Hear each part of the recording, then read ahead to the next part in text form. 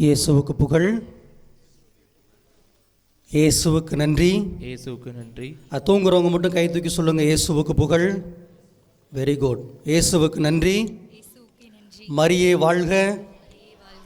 சக்தி நிறைந்த புனித சவேரியாரே, எங்களுக்காக வேண்டிக் கொள்ளுன்னு சொல்லணும். சக்தி மிகுந்த புனித சவேரியாரே, எங்களுக்காக வேண்டிக் கொள்ளும். Very good. தம்பி என்ன கொஞ்சம் உற்சாகத்தோடு இருக்கிறாங்கன்னு நினைக்கிறேன். ஓகே, அனைவருக்கும் இனிய மாலை வணக்கம். எல்லாம் நல்லா இருக்கீங்களா? Very good. நம்ம எல்லாருமே நல்லா இருக்கணும். ஏன்னா நாம் நம்முடைய பாதுகாவலர், பெரும்புனிதர், நம்முடைய ஞான தந்தை, சக்தி நிறைந்த சவேரியாருடைய அருள் தளத்திலே அமர்ந்திருக்கிறோம். ஜபங்களுக்கெல்லாம் ஜபமான உன்னத திருப்பலியில் பங்கு பெற்று கொண்டிருக்கிறோம். ஆண்டவர் நம்மை நிறைவாய் ஆசீர்வதிப்பாராக. அன்பர்களே, இந்த திரு அவை, நாம் வாழக்கூடிய பயணித்து கொண்டிருக்கக்கூடிய இந்த திரு அவை நம்ம எல்லாத்துக்குமே புனிதர்களை கொடுத்திருக்கிறது. அப்படி தானே? இதுக்குண்டான நோக்கம் 2 தான். நமக்கு கத்தோலிக்க மறைக்கல்வி ஏடு எண் 828 தெள்ள தெளிவாக சொல்லுகிறது, புனிதர்கள் தங்களுடைய சாட்சிய வாழ்வாள் ஆண்டவருக்கு சாட்சியம் பகிர்ந்திருக்கிறார்கள். அவர்களுடைய அந்த சாட்சிய மிகுந்த வாழ்வை நாம் உலகறிய செய்ய வேண்டும்.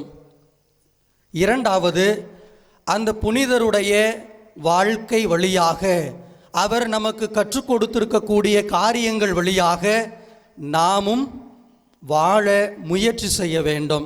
இந்த 2 காரியம்தான் திருச்சபை இன்றைய நாளிலே நமக்கு புனிதர்களை கொடுத்திருக்கிறது. அத்தகைய வகையிலே நமக்கு பாதுகாவலராக, ஞான தந்தையாக, வழிகாட்டியாக இருந்து நம்மை வழிநடத்தி கொண்டிருக்கக்கூடிய சக்தி நிறைந்த புனித சவேரியாருடைய 3ஆம் நாள் நவநாள் திருப்பலியிலே பங்கு கொண்டு இருக்கிறோம். இறைவன் நம் புனிதர் வழியாக நம்மை அபரிவிதமாக ஆசீர்வதிக்க காத்து கொண்டிருக்கிறார்.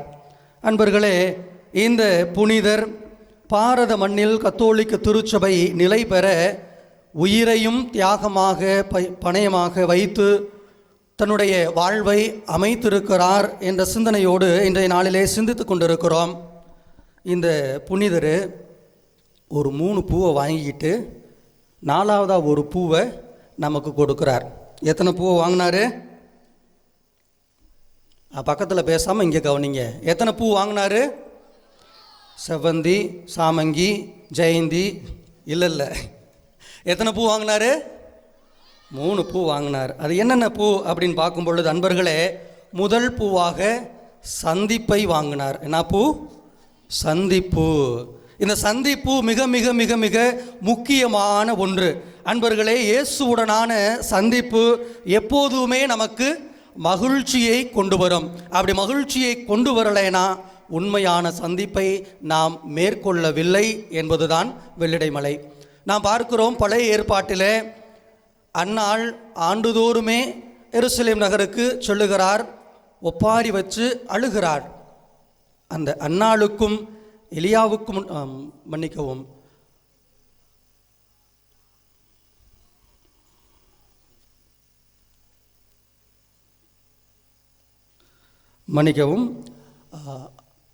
அண்ணாவுக்கும் இறை வாக்கினருக்கும் உண்டான அந்த சந்திப்பு, உனக்காக ஆண்டவர் அடுத்த ஆண்டு ஆண்மகவை கொடுப்பார் என்ற அந்த வாக்கு அவருக்கு கொடுக்கப்படுகிறது. அவருடைய வாழ்வு மாற்றம் பெறுகிறதை நாம் பார்க்கிறோம். மலடி என்கின்ற அந்த நிலையிலிருந்து ஆண்டவர் அன்னாளுடைய வாழ்வை மாற்றுவதை நாம் பார்க்கிறோம். அதே போல் அன்பர்களே, நம்முடைய புதிய ஏற்பாட்டில் பார்க்கும் பொழுது நம்முடைய ஆண்டவர் சீடர்களை அழைக்கிறப்ப பேதுரு போய் கூப்பிட்றார். பேதுருவுக்கும் இயேசுவுக்கும் உண்டான அந்த சந்திப்பு தன்னுடைய எல்லா சொத்தையும் போட்டையும் நெட்டையும் விட்டுட்டு ஆண்டவரை ஃபாலோ பண்ணுவதற்கு, பின்பற்றுவதற்கு அது காரணமாக இருந்தது. அங்கு பேதுருவுடைய வாழ்வு மாற்றம் பெறுவதை நாம் பார்க்கிறோம். அதே போல தமஸ்கு நகர் வழியாக கிறிஸ்தவ இயக்கத்தை சார்ந்த ஒவ்வொரு நபர்களையும் கட்டி இழுத்து அவர்களை எருசலேமுக்கு கொண்டு வர வேண்டும் என்று முனைப்போடு குதிரையை எடுத்துட்டு போன சவுல் உயிர்த்த ஆண்டவரால் ஆட்கொள்ளப்படுகிறார். அந்த உயிர்த்த ஆண்டவரோடு உடனான அந்த சந்திப்பு சவுலை பவுலாக மாற்றுகிறது. அவர் கிறிஸ்துவிற்காக தன்னுடைய வாழ்வு முழுவதுமே அர்ப்பணிக்க அவர் தன்னுடைய வாழ்வை மாற்றிக்கொள்வதை பார்க்கிறோம். அதே மாதிரி நம்முடைய புனிதர் சவேரியாருக்கு ஒரு சந்திப்பும் நிகழுகிறது. அவருடைய அதிகபட்ச ஆசை, நான் ஒரு பெரிய பேராசிரியராகணும் அப்படிங்கிறது தான். ஆனால் தன்னுடைய கல்லூரி படிப்பில் தன்னுடைய ரூம்மேட்டு யார், லோயலா இனாசியார். இன்றைக்கி வாசிக்கப்பட்ட அந்த வார்த்தையால் கவர்ந்தெழுக்கப்பட்டவர் லோயலா இனாசியார். அதே வார்த்தையை சவேரியாரிடத்திலும் கூறுகிறார். தம்பி, உலகம் முழுவதையும் நீ உன்னோடதாக்கிட்டா கடைசியில் உன்னோட ஆன்மா விளக்குறப்ப நீ என்ன பயனடைய போகிற அப்படிங்கிற அந்த வார்த்தை சவேரியாரை பாதித்தது.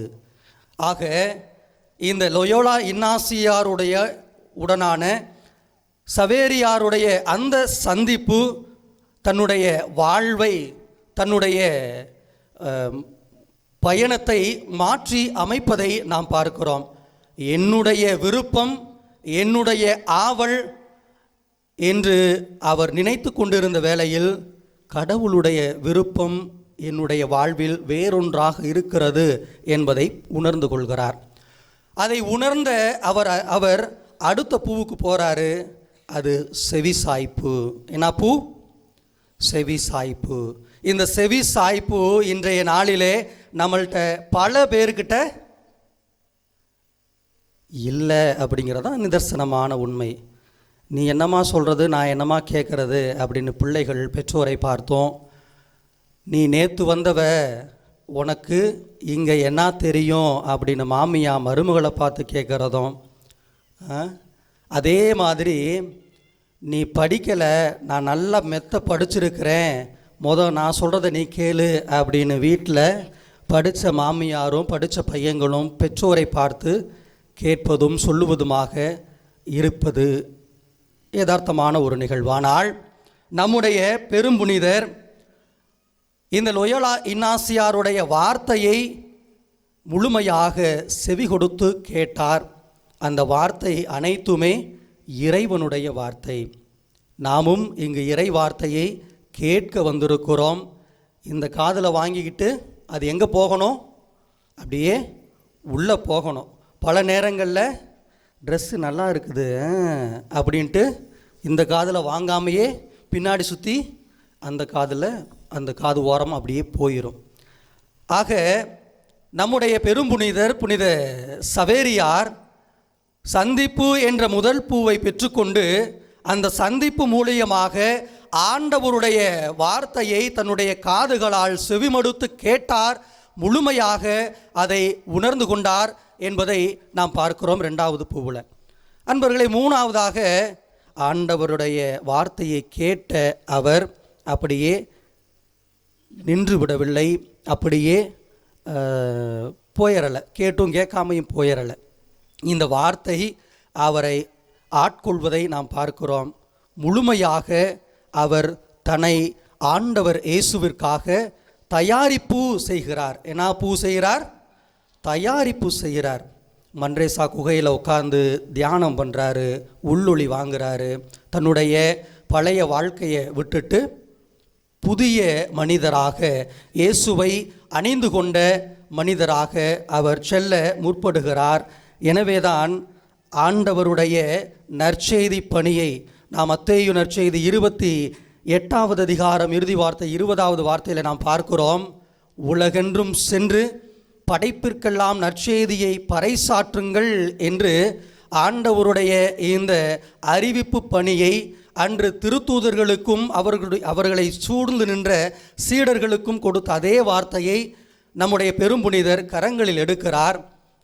எடுத்த நபர் இறுதியாக தான் பெற்றுக்கொண்ட அந்த 3 பூவையும் வச்சுக்கிட்டு 4வதாக ஒரு பூவை நம்ம எல்லாத்துக்கும் கொடுக்கறதுக்காக ஆண்டவருடைய வார்த்தையை அறிவிப்பு என்கின்ற அந்த பணியை எடுத்து நம்முடைய இந்திய தேசத்தை நோக்கி வருகிறார். அவர் படாத கஷ்டம் கொஞ்சம் நஞ்சம் கிடையாது. அன்பர்களே, நாம் இங்கிருந்து கொடைக்கானலுக்கு ஒரு வாரம் வேலைக்கு போகிறோம் அப்படின்னா எல்லாமே ஆடிரும். ஆகாதா? அங்கே இருக்கக்கூடிய தட்பவெப்பநிலை, உணவு, சூழல் எல்லாமே நம்மை பாதிக்கும். ஒரு வாரம் கழித்து நம்ம குடத்தாவரம்பட்டிக்கு வந்தோம் அப்படின்னா அப்படின்னு மூக்கு உறிஞ்சிக்கிட்டே தான் வருவோம். ஆனால் இவர் கிட்டத்தட்ட 13 மாதங்கள் பயணம் செய்து நம்முடைய இந்திய தேசத்தை அவர் வந்தடைந்திருக்கிறார். முற்றிலுமாக இந்த தட்பவெப்பநிலை அவருடைய உடலுக்கு ஏற்காத ஒன்று இருந்தாலும் கூட ஆண்டவரின் மீது அதீத நம்பிக்கை கொண்டதன் காரணமாக அவர் தன்னுடைய வாழ்வை முழுமையாக ஆண்டவருக்கு அர்ப்பணிக்க நம்முடைய மண்ணிற்கு வருகிறார். அப்படியே இங்கே வந்து நற்செய்தி பணி அறிவிக்கிறார். ஒவ்வொரு ஊராக போகிறார். ஒரு முறை இன்னாசியாருக்கு கடிதம் எழுதும் பொழுது, என்னுடைய கரங்கள் இவங்களுக்கு திருமுழுக்கு கொடுத்து கொடுத்து கொடுத்து கொடுத்து மரத்து போச்சு, இவங்களுக்கு நம்பிக்கை அறிக்கையை சொல்லி கொடுத்து நான் வறண்டு போச்சு அப்படிங்கிறத எழுதுகிறார்.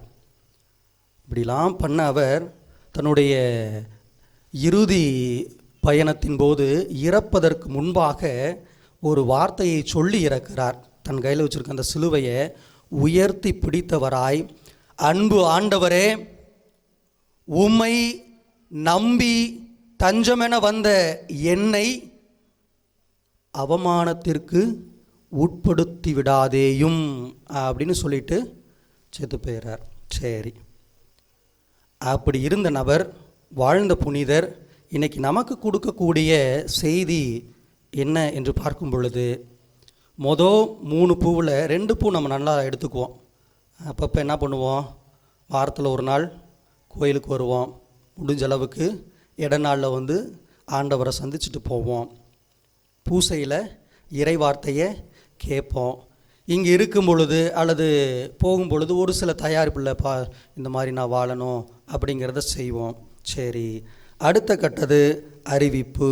அதில் தான் நாம் தளர்ந்து விடுகிறோம். அன்பர்களே, நாம் நமது பிள்ளைகளுக்கு கிறிஸ்தவ நெறியின் நம்பிக்கைகளை நான் வரல சொல்லி கொடுத்து கொண்டிருக்கிறோமா? அதான் இங்கே முக்கியமான காரியமாக இருக்கிறது. நம்ம புனிதருடைய பேர் என்னது? புனிதருடைய பேர் புனித ரைட் சவேரியார். இங்கிலீஷில் எப்படி சொல்கிறாங்க? சேவியர் அப்படின்னு சொல்கிறாங்க. சரியா, ஃப்ரான்சிஸ் சேவியர். ஏன் இந்த சவேரியார்னு தமிழ் அப்படி வச்சாங்க அப்படின்னு ஏதாவது சிந்திச்சிருக்கீங்களா? ஏன் சவேரியார்? லாரன்ஸு, கீபோர்டில் மொதல் கட்டை என்னது, கடைசி கட்டை என்னது?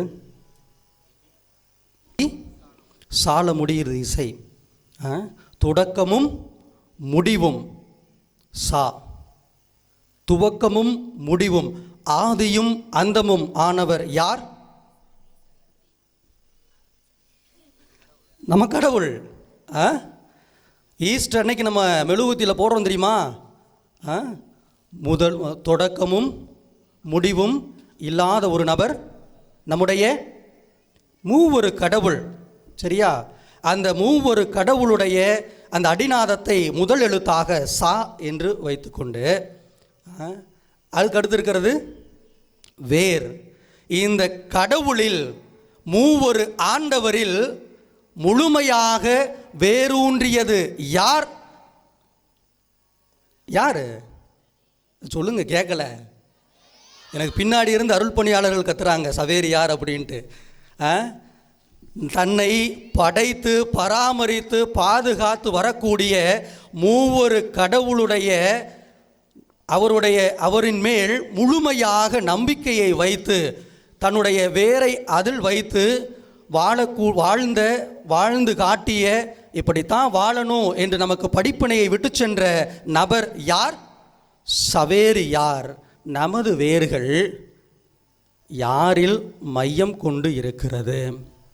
அன்பர்களே, இந்த சவேரியார் தன்னுடைய சொந்த நாட்டத்திற்காக அல்லாமல் இறை விருப்பத்தை தன்னுடைய வாழ்க்கையாக மாற்றி பல கிலோமீட்டர் கடந்து இங்கு பணி செய்திருக்கிறார் என்றால், நாம் செய்ய வேண்டிய காரியம் அப்படியே பைபிளை தூக்கிக்கிட்டு வீடு வீடா, வீதி வீதியா, ஊர் ஊரா நற்செய்தி அறிவிப்பு பணி செய்ய அப்படின்னு சொல்லவே இல்லை. நம்முடைய மறைந்த நினைவில் வாழ்ந்து கொண்டிருக்கக்கூடிய மேனாள் திருத்தந்தை பிரான்சிஸ் அவர்கள் சொல்லுவார், அன்பர்களே, நீங்களும் நானும் கத்தோலிக்கர் அல்லாத பிற சமய சகோதரர்கள் வாழக்கூடிய பகுதிகளில், இடங்களில் நாம் வாழ்ந்து கொண்டிருக்கிறோம்.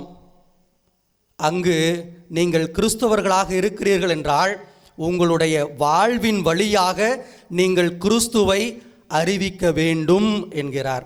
அப்போ நாம் கொலாய்கிட்டையும் நாடக மேடைக்கிட்டையும் அல்லது ஊர் முற்றங்கள்கிட்டையும் புரணி பேசிக்கிட்டோ சண்டை போட்டுக்கிட்டோ அல்லது குடிச்சிட்டு படுத்து உருண்டுக்கிட்டு இருந்தோமே ஆனால் நாம் கடவுளில் வேரூன்றவில்லை, கிறிஸ்து என்னில் முழுமையாக தஞ்சம் அடையவில்லை என்பதுதான் அர்த்தம்.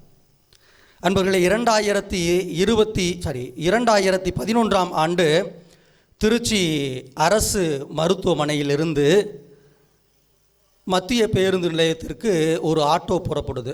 அந்த ஆட்டோவுடைய ஓட்டுநர் பேர் ஜோசப். அந்த ஆட்டோவில் வேகமாக ஒரு அம்மா ஏறுறாங்க, ஒரு கை குழந்தையை வச்சுக்கிட்டு ஏறுறாங்க.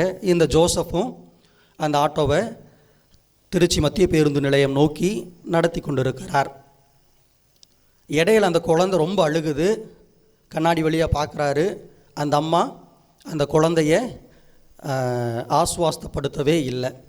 இது கொஞ்சம் இந்த ஓட்டுநர் ஜோசப்புக்கு கொஞ்சம் வித்தியாசமாக தெரியுது. என்னடா இந்த அம்மா அந்த சின்ன குழந்தைய வச்சுருக்குது. வழக்கமாக தாய்மார்கள் என்ன பண்ணுவாங்க? குழந்தை அழுதா பரவாயில்ல, கூட்டத்தாவரம்பட்டியில் குழந்தை அழுகலை போல். வழக்கமாக என்ன பண்ணுவாங்கன்னா கொஞ்சம் லொலலா சொல்லி தாளாட்டுவாங்க. அது எதுவுமே அங்கே நடக்கலை. ஒரு தாய்க்கு உண்டான செயல்பாடு எதுவுமே இல்லை. இதை உணர்ந்த இந்த ஓட்டுநர் ஜோசப் மீண்டுமாக போன வழியிலே திருப்பி வந்து பொது அரசு மருத்துவமனையில் இருக்கக்கூடிய காவல் நிலையத்தை முன்னாடி போய் வண்டியை நிப்பாட்டிட்டு வேமா ஓடுறார் உள்ள. இந்த மாதிரி ஒரு அம்மா குழந்தைய வச்சுட்டு என்கிட்ட ஏறிச்சு. அந்த குழந்தைக்கும் அந்த அம்மாவுக்கும் சம்மந்தமே இல்லாத மாதிரி எனக்கு தோணுது, கொஞ்சம் என்னான்னு விசாரிங்க அப்படின்னு சொல்கிறாங்க. இந்த காவல்துறை அன்பர்களும் விசாரிக்கின்றார்கள். அப்போ தான் தெரிய வருது, இந்த அம்மா அந்த அரசு மருத்துவமனையிலிருந்து இந்த குழந்தைய தூக்கிட்டு வந்திருக்கிறாங்க, திருடிட்டு வந்திருக்கிறாங்க. ஆமாம், திருடிட்டு வந்திருக்கிறாங்க. இது என்ன ஆழமாக விசாரிக்கிறாங்க அன்பர்களே. கிட்டத்தட்ட 10க்கும் மேற்பட்ட குழந்தைகள் கைப்பற்றப்படுகிறது.